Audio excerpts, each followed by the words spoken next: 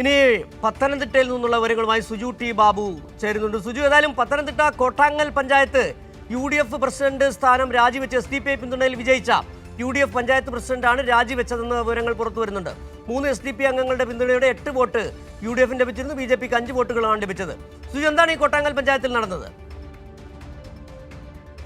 SDPക്ക് 5, ക്ഷമിക്കണം, NDAക്ക് 5, UDFിന് 5, SDPക്ക് 3, ഒരു LDF അംഗമാണ് ഉണ്ടായിരുന്നത്. LDF അംഗം തെരഞ്ഞെടുപ്പിൽ നിന്ന് വിട്ടുനിന്ന UDFിന് നിരുപാധിക പിന്തുണ SDPI നൽകി. ഇതോടുകൂടിയാണ് UDF അംഗം ശ്രീദേവി അവിടെ പഞ്ചായത്ത് പ്രസിഡന്റായി തെരഞ്ഞെടുക്കുകയും ചെയ്തത്. എന്നാൽ SDPI പിന്തുണ ആവശ്യമില്ല എന്ന് ചൂണ്ടിക്കാട്ടിക്കൊണ്ടാണ് UDF പഞ്ചായത്ത് പ്രസിഡന്റ് ഇപ്പോൾ രാജിവെച്ചിരിക്കുന്നത്.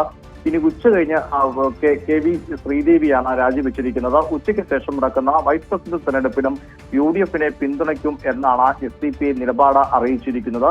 എന്നാൽ UDFിന് നിരുപാധിക പിന്തുണയില്ലെന്നും SDPI നേതാക്കൾ പറയുന്നു. അതിനൊരു വൈരുദ്ധ്യമുള്ള നിലപാടാണ്. കാരണം ഉച്ച കഴിഞ്ഞുള്ള തെരഞ്ഞെടുപ്പിൽ വൈസ് പ്രസിഡന്റ് തെരഞ്ഞെടുപ്പിൽ UDFിനെ വോട്ട് ചെയ്യും എന്ന് പറയുമ്പോൾ തന്നെ നിരുപാധിക പിന്തുണ ഇല്ല എന്ന് SDPI പറയുന്നു. അതിനർത്ഥം ഏതെങ്കിലും തരത്തിൽ UDFും SDPയും ചർച്ച നടത്തിയോ എന്നുള്ള കാര്യത്തിൽ വ്യക്തതയില്ല. എന്തായാലും SDPI പിന്തുണ വിജയിച്ച UDF പഞ്ചായത്ത് പ്രസിഡന്റ് ഇപ്പോൾ രാജിവെച്ചിരിക്കുകയാണ്. ഉച്ചയ്ക്ക് ശേഷമുള്ള വൈസ് പ്രസിഡന്റ് തെരഞ്ഞെടുപ്പും ഇതോടെ രാഷ്ട്രീയമായി ശ്രദ്ധ നേടിയിരിക്കുകയാണ്. ഏത് തരത്തിലായിരിക്കും UDF ഈ SDPI പിന്തുണ ഉച്ചയ്ക്ക് ശേഷം സ്വീകരിക്കുമോ ഇല്ലയോ എന്നുള്ള കാര്യം കൂടി അറിയേണ്ടതായിട്ടുണ്ട്. സിജു, എങ്ങനെയായിരുന്നു അവിടുത്തെ ഒരു കക്ഷി നില നിലവിൽ? സിജു, കോട്ടാങ്ങൽ പഞ്ചായത്തിൽ LDFിന് 5, ക്ഷമിക്കണം, UDFിന് 5, NDAക്ക് 5, BJPക്ക് 5, SDPIക്ക് 3, ഒരു LDF അംഗമായിരുന്നു. LDF അംഗം ഈ തെരഞ്ഞെടുപ്പിൽ നിന്ന് വിട്ടുനിന്ന പിന്നീട്, അതായത് BJPക്ക് അവരുടെ 5 വോട്ടുകളും UDFിന് അവരുടെ 5 വോട്ടുകളും കൃത്യമായി അത് മാത്രമാണ് ലഭിക്കുന്നതെങ്കിൽ ടോസിലേക്ക് നീങ്ങേണ്ട ഒരു സാഹചര്യം ഈ കോട്ടാങ്ങൽ പഞ്ചായത്തിൽ ഉണ്ടാകുമായിരുന്നു. എന്നാൽ ടോസ് ഒഴിവാക്കി UDFിനെ അധികാരത്തിലെത്തിക്കാൻ വേണ്ടി SDPI നിലപാട് സ്വീകരിക്കുകയും SDPIയുടെ 3 അംഗങ്ങളും UDFിന്റെ പഞ്ചായത്ത് പ്രസിഡന്റായി തിരഞ്ഞെടുക്കപ്പെട്ട KV ശ്രീദേവിക്ക് വോട്ട് ചെയ്യുകയായിരുന്നു. ഇനി ഉച്ച കഴിഞ്ഞ് നടക്കുന്ന വൈസ് പ്രസിഡന്റ് തെരഞ്ഞെടുപ്പിലും സമാനമായ നിലപാടുകൾ സ്വീകരിക്കുമെന്നാണ് SDPI അറിയിച്ചിട്ടുള്ളത്. അതേസമയം കവിയൂർ പഞ്ചായത്തിലേക്ക് എത്തുമ്പോൾ കവിയൂരിൽ BJP അധികാരത്തിലിരുന്ന പഞ്ചായത്താണ്. അവിടെ LDFിനും BJPക്കും തുല്യ നിലയായിരുന്നു. അവിടെ ടോസിംഗിലൂടെ ഇപ്പോൾ LDF അധികാരത്തിലെത്തിയിരിക്കുകയാണ്. പത്തനംതിട്ട ജില്ലയിലെ മറ്റൊരു പ്രധാനപ്പെട്ട തെരഞ്ഞെടുപ്പ് നടന്നത് പത്തനംതിട്ട പുറമറ്റം പഞ്ചായത്തിലാണ്. പുറമറ്റം പഞ്ചായത്തിൽ LDF അധികാരത്തിലെത്തിയിരിക്കുകയാണ്. UDF വിമതയായി വിജയിച്ച റെനി സനിലിനെ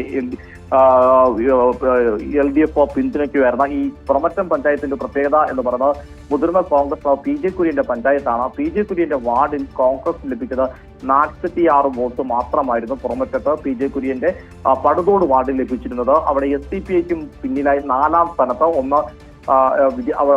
അവിടെ 4ാം സ്ഥാനത്തേക്ക് കോൺഗ്രസ് പിന്തള്ളപ്പെട്ടിരുന്നു.